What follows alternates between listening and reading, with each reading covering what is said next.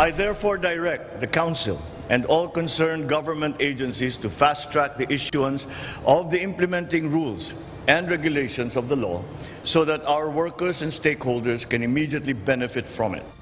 Pinamamadali ni Pangulong Ferdinand Marcos Jr. ang pagbalangkas sa Implementing Rules and Regulations o IRR ng Trabaho para sa Bayan Act. Ang bagong batasan tututok sa pagpapabuti sa kalagayan ng mga manggagawang Pilipino upang sila ay maging competitive at agad na makakuha ng trabaho sa pamamagitan ng mga pagsasanay at pagkuha ng mga bagong kaalaman. Maging ang mga may-ari ng negosyo ay makikinabang dito.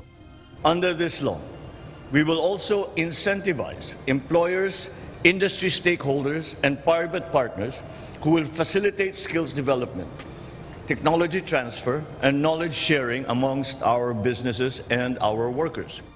Lilikhain rin nito ang trabaho para sa Interagency Council na pamumunuan ng Director General ng National Economic and Development Authority o NEDA. Ito ang babalangkas sa Master Plan ukol sa employment generation at recovery. Ayon kay Pangulong Marcos, inaasahang re-resolbahin ng bagong batas na ito ang problema sa kawalan ng trabaho, skills mismatch at underemployment.